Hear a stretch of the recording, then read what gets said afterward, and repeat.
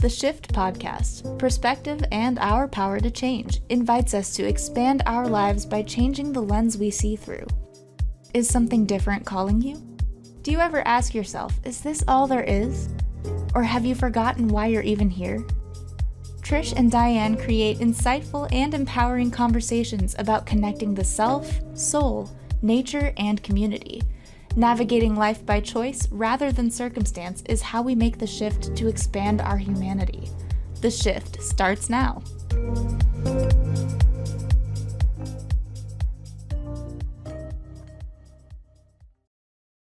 And the shift starts now. Welcome in everyone to episode 28 of the Shift podcast, Perspective and Our Power to Change. We're part of the Transformation Talk Radio Network, and I'm your co-host Trish Campbell, along with my good friend Diane McClay. And we're here with episode 28, I think I said already, but continuing our conversation from our last episode, which is about we're the change we need right now, and nothing changes if nothing changes. So first, as always, I want to start off by acknowledging the land on which we all settle. For myself, I'm in Mississauga, Ontario, and that is the Mississauga of the Credit First Nations, the Haudenosaunee, the Huron-Wendat, and the Ojibwe Chippewa. And whether I've named everyone in this area, whether they're named or unnamed tribes, I want to honor their connection to Mother Earth, their stewardship over millennia, and the wisdoms that they share and hold and share with us, and that they're there for us to lean into. And just so grateful for that, and to be able to come to you today because of that opportunity. And I don't know if you want to say anything about that, Diane. Yeah, I mean, as always, it seems like we've been doing this for over a year now, and a reminder that nothing changes until you start changing your perspective. And your perspective is the lens through which you see things. And so as a white person with privilege in my life, it's easy to overlook how I got here, whether it was my parents and my grandparents who worked hard, or whether it was the Indigenous and First Nation people who were residing on the land before they got here. Everything has been taken and given and earned in some fashion, and I'm not judging. I'm just saying that, this land that I do business from and that I live on was owned by someone else prior to me. And I think it's important energetically to remember where we came from. So I'm in the Pacific Northwest in the Columbia River Basin between Portland and Hood River. And the tribal people that I like to just give a little shout out to who are currently residing in the area are the Confederated Tribes of Warm Springs, Confederated Tribes of the Grand Ronde, the Lower Chinook people, the Upper Chinook people, the Wishram, the River people. There are a lot of bands that are not named in the legal recognition. And so energetically, we'd just like to thank them for being present and continuing to be stewards of the land that we serve on. And we hope that at some point in time, they become named. Yeah, thanks for that. I also want, something you said too, it reminded me that I always want to take things a step further. We're always learning stuff and then applying it. And we're always talking about that. So being the example of, to remember that, to not just acknowledge this, but that land was stolen, and that, we're benefiting from that, like you said. So right. To continue to open up the conversation around that, because it's all, we're all connected. And I think that's why we want to talk about what we're talking about today, especially, last time we talked about, that we're the change, taking personal responsibility in different ways, and the different intersections of, environmental justice, of economic equity, and social justice, and all of these things have multiple intersections. And I think, we want to dissect that and break it down and go down some of those specific channels. And, you and I both have a very special connection to the land and to being in nature. And so it's important to us, and just not just to have the awareness of it, but to apply it in our lives, like increasingly all the time, finding new ways to have this be part of our lifestyle. So. Well, you just mentioned something, and I want to call out to our listeners that right off the bat, I'm going to give you 4 A words that are all very distinct and have a very different connection. And the first one is awareness. You can't Mhm. make any kind of change. You can't affect any change until you have awareness, right? Yeah. So that's the first one. And awareness is different than acknowledgement. It's one thing for us to make a land acknowledgement to the tribes and the people and the bands of individuals who resided on our land. But the next thing is taking action. And that's one of the things that we're starting to Mhm. do. You and I both have made contributions to some charitable organizations in order to kind of literally put our money where our mouth is. But the last one is so awareness, acknowledgement, action, but then you have to, it's not an A word, it's integrate. I forgot the word I was going to say, but you have to be able to always move into the next thing that you've learned about it. Right. Knowledge doesn't mean anything. Apply. That's the word where I was going. Knowledge Apply. doesn't Yeah. mean anything if you don't apply it in some way, shape, or form. So Right. awareness, acknowledgement, application, action. And that's the four things. If that's the only thing people remember from the show today, it can be applied to any layer of their life. Yeah. Specifically, you and I are talking about taking some personal responsibility and not just waiting for someone else to clean up the beach or not just waiting for someone else to outlaw plastic bags. You and I've made some conscious choices about how we want to contribute to the earth and how we want to try to protect the earth. And I think that's one of the actionable things that we wanted to talk about today. Yeah. I mean, there's so many things, you just, and it's not like we're talking about this, you have to go out and do everything we're saying, or we're not, we're just like sharing some ideas around how you can implement in baby steps and make, that's where the change happens, in those smaller steps, and they become your habits and part of the way that you live, and it just becomes part of your mindset. So gosh, like I think about, and I wasn't always, so connected to, making the connection of my consumption, and then, my footprint on the for the earth. And so it's been a gradual learning, and especially, I live in a city where we have like recycling programs, so there's bins where you can recycle, for example. But a lot of times, like, questionable stuff gets thrown in there. There's not, we don't really take it a step further and really learn what can go in there, and are we just, is it ending up in the landfill anyways? So I mean, that's like the broader picture, and that was like my introduction to kind of recycling as part of my lifestyle, was like living in where it's kind of, again, that's a situation where you're kind of waiting for the government to implement a program, but you don't, like, why we're talking about this is you don't have to wait for the government to do anything. Like, what, in any regards, we're talking specifically about the environment and sustainability right now, but so I, and I look back on how I've evolved in that journey, and a lot of it has to do with my kids, because my kids are in their 20s. They're of that age where it's like they're just so wise, and so like they have a future to protect. So they have a vested interest in this, and we, you and I are like Generation X, where we kind of just went with the flow. We didn't question the status quo. So it's like this, but I know you specific, I'm talking in general, you specifically did.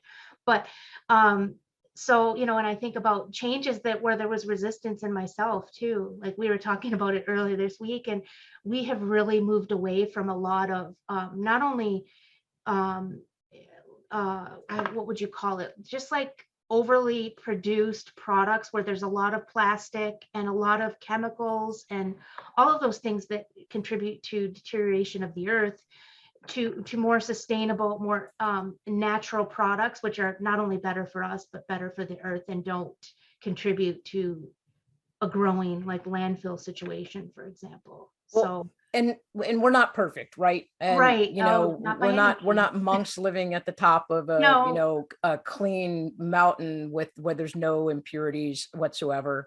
But even to that point, I mean, we're hearing science is starting to tell us that they're finding microscopic particles of plastic in the tallest peaks of the Alps, in the Andes.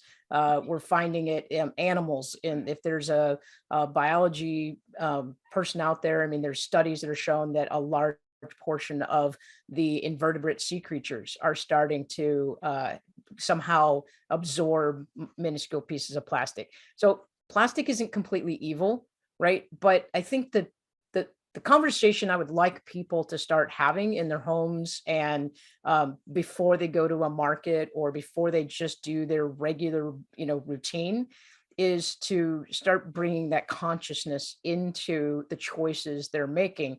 And I think Right. sometimes convenience is it's a plus and a minus, right?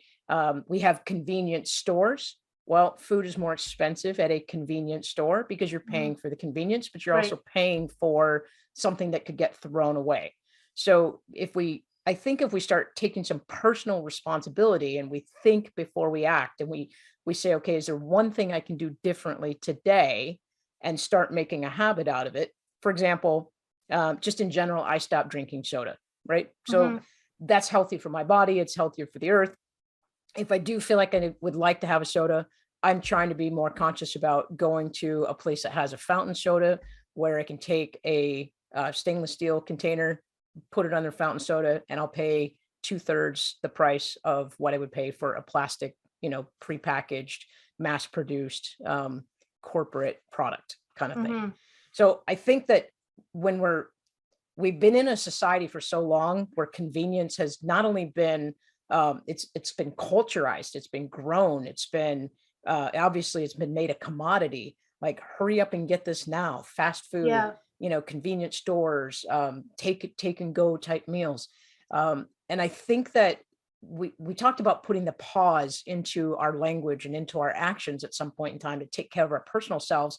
And I think putting that pause into how we go about our regular routine is the first step to starting to take pause and then personal responsibility, and then making conscious choices about things that we remove from our product cycle or things that we incorporate into our product use. Yeah. I just want to go back and back up on what you talked about, the soda reduction, you stopped, and then if you do have it, you take your own reusable container. And that is, I think, one thing that's easy for us to, if you're not already doing it, if you're somebody who, buys a 24 pack of water bottles at Costco, or probably shouldn't be naming out companies, but, but you know what I mean? And I've been guilty of that before too. We haven't bought water bottles in years, like pre-COVID, and I don't remember when, but I mean, it's a process of, it's a habit. So it might be like an extra step you have to take. And just like any habit, you have to be consistent with it. But it's like, like I said, it becomes your mindset of doing that. And when you're doing that and you're using, your reusable coffee mug when you go to Starbucks or whatever it is, you're not only helping the environment, you're helping yourself too. Because to back up also on the plastic thing, that, we're not finding plastic just in sea animals like fish and, animals that are washing up on the shore, and they're, finding plastic inside of them. We're consuming plastic. Yeah. I was having a conversation with my son Devin and about this exact thing, and I should have went and researched it before our call or our show, because I would really like to know the source of this. But he said that he was reading somewhere where we consume a plastic credit card worth of plastic a week on average, which that's is that's crazy. ridiculous. Well, and if people are concerned about that, they need to do the research. And this Yeah. is where I'm going to bring it back in, right? We're not the experts, but we're just trying to change the perspective and ask people to slow down and pause and think about what they're doing. Yeah. So, like, I'm reading a book right now. It's called Life Without Plastic. Mm. And it's amazing how you can't get away from plastic, even if you try. Right? I Yeah. mean, short of like living on your own farm and Mm. growing your own animals and growing your own food and making sure that you are the source of your product consumption, it's almost hard to get away from it. But just one tip I would tell people, and True Earth is not a sponsor of our show. It's just something that I personally use, but it's a Canadian-based company, and they have figured out a way to put laundry detergent that doesn't have phosphates in it into little small sheets, like less than the size of an envelope. and Mhm. it comes in a box, and they're telling me that this box that I'm holding up right here in front of me, it can take 384 loads. You know, is it a little bit more expensive compared to your convenient supercharged, you know, phosphate filled plastic containers? Yeah, it is. But for me, I feel like that I'm willing to pay that cost, because if I don't, I'm going to pay a bigger cost later on down the road, either in my garbage bill when landfills close up, um, plastic stops getting accepted somewhere in a recycling stream. Sooner or Right. later, the bill is going to come due. Yeah. But I mean, but it goes back to what you were saying about the convenience aspect, the convenience store aspect. You end up spending more when you're paying for convenience too. So it's kind of like washes, balances each thing out. If you're gonna maybe spend a little bit more on a more conscious decision that's better for you and better for the environment versus one that harms both, like long term. And I think, in preparing for our discussion today, I was like really thinking about like different ways that that we can make change, or that I personally have. But one of the things I think, and I want to tie it into everything we always talk about, because and us taking personal responsibility and not waiting for to be told, okay, this is the way we're doing things in society now, but to be the leaders in that way, is that I think why it's a hard step. Like we live in such a materialistic based world where it's just like, oh, my TV broke, I'm gonna go, you have a new one by the end of the day. Or I have 10 pairs of sneakers in the closet, or what. I don't, but I'm just saying, that's maybe at one time I did, but I've really, changed you really realize, how much, you don't really need to be like to live your life. It's all the things that make us overconsume. Like maybe that is something that is, tying into this as well. And what was I going to say? The much like a lot of the things that we talk about that get kind of suppressed and hidden in our society is like things like recycling. I mean, now it's bigger, it's become more and more prevalent. And but it's almost become like a political, there's a political nuance to it as well. But partially because it detracts from, people will say the con of that is it's a negative impact on the economy. But it's a negative impact on the economy for who? Right. For the big guys. So Right. it's like, here we go again, talking about personal responsibility. Like, what are the choices you are making in your life that are actually benefiting you? And why are you doing what you're doing? Are you going out and, buying all the things that maybe you don't necessarily need, and, contributing to the economy that way? But so it's, you go down a path, like you can, it's all comes down to your choice in the moment. And I want to tie that in, because I think I think the more conscious choices you make about your consumption and your product use and how it affects your environment, Mhm. both locally and globally, I think it's kind of like a cycle. The more connected to the earth I am, the more conscious about the products I want to become. Yeah. And then I choose to become more educated in one way and then another. And then the next time I go out in nature, I actually feel almost like I'm more connected to nature than I was the last time. I'll give you a quick example. I'm going to ask our listeners this question: how many people go on a hike and see litter in the parking lot Mm. or on the trail and walk right by it? Not my problem, right? I didn't leave it there. Somebody else will come by and pick it up. I'm sure it'll go away eventually. And Yeah. my challenge to people would be, here's another simple thing you can do to really feel connected to the earth: is take care of the environment that's immediately in front of you in the moment that you're in it. I did a hike the other day, took a trash bag with me. I had a pair of rubber gloves with me, super easy to put in my backpack. I picked up 7 water bottles, 2 soda cans, countless cigarette butts. And my heart felt sad, because in this particular area where I'd hiked before, I'd never seen trash before. So someone else is coming into an area that I love, and they're leaving things behind that are now impacting my experience. So if I do my part to remove that negative impact, then someone else is going to be more connected to that space, hopefully. Yep. And then hopefully someone else recognizes that that area was pristine when they came in, and they'll be more responsible to take care of it as they're using it.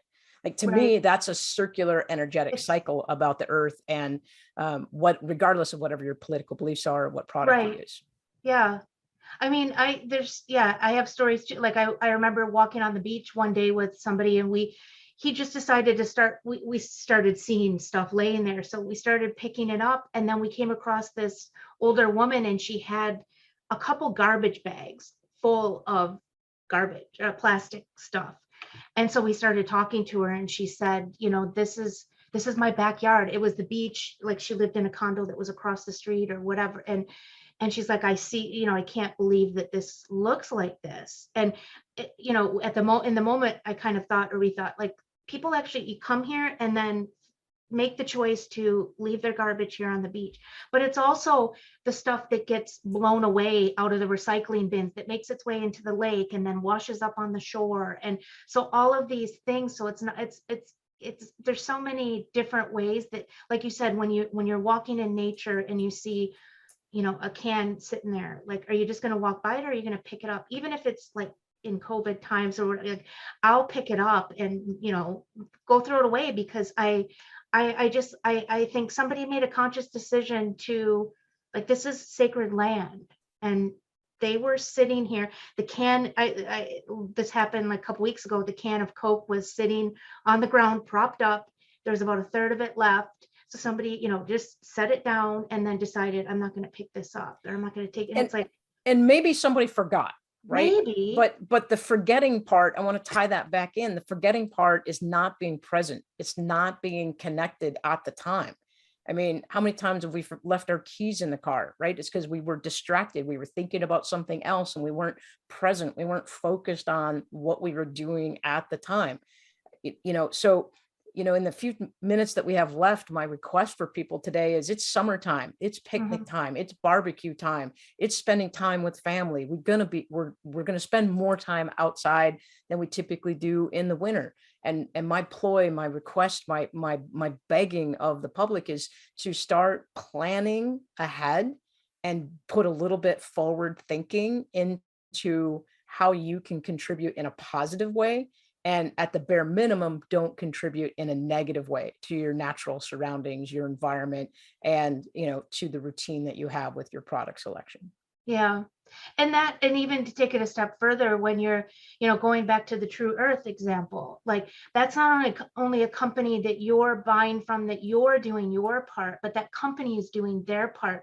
I think they're one of the B corporations, which they have like a special certification of, reducing emissions, and I can't remember everything that falls under that, but so you're not only maybe making decisions that your personal consumption, but what are the companies that you're putting your money to, giving your money to, what are they doing as Right. well? And I'm glad you brought that up, because I'm going to promote another one. And if there's a representative from any of these companies out here, and they feel like they want to step in and, put a sponsorship in behind our show or any other TTR shows, reach out to us and we'll invite you to do that. But I'm buying toilet paper from a company called Who Gives a Crap. And I know this sounds funny to talk about toilet paper, but literally they say on their label, they say, please do more ones and twos. 50% of our profits donated go to other places to help build toilets and sanitizing water situations. So, Yeah. A necessity that I have in my life, it's bamboo toilet paper. It comes in a paper wrapper. It's not plastic. And they've committed 50% of their profits to helping other people who don't have the privilege that we do with, good sanitation. Right. So yes, another company that comes to mind that I bought my daughter a phone case for her birthday. And, phone cases are another big thing, because we all have a phone and they don't last very long. But there's a company called Pella, and they make plant-based phone cases that are compostable. So, Nice. And yes, it's a little bit more expensive, but again, it's a trade-off. It's a choice in so maybe consume a little bit less somewhere else, or less at the convenience store, or and like I said, it's a gradual shift to make those kinds of choices. Right. And tying it into the shift and perspective, you and I both say that the show is about perspective and our power to change. And the shift starts with you and I. It starts right here today, right now. The minute the show ends, the shift can start, and it needs to start with you. We're going to have to wrap this conversation up right now. But if we've sparked anything in you that makes you want to challenge us, we want you to reach out to us. You can get me at dianemcclay.com, and Trish, they can find you at your website. This is trishcampbell.com. Right. And if we said something that inspired you, we want to hear the same thing. Right. And the challenge to our listeners today is do one thing and make it a habit, and make the shift start with you so that you can affect a positive change in your environment and in your world around you. Take personal responsibility. It's only up to us. Yeah. It all begins and ends with us. Thanks, Anything everyone. else, Trish? No, I think that's it. Thanks so much. Awesome. Thank you very much, everybody. Have a happy Friday. Have a great weekend, and take care of each other and take care of the earth. Bye. Thank you for listening to the Shift Podcast, where perspective and our power to change intersect. Slowing down to look at things from a different angle is necessary to affect positive change. You hold the power to transform yourself and your life. It is already inside you, and it's within reach. Clarity comes from awareness. Momentum comes from choice. Healing, growth, and transformation happen on the Shift Podcast. The first and third Fridays at 12:30 p.m. Pacific. For more information, go to invibe.ca or dianemcclay.com.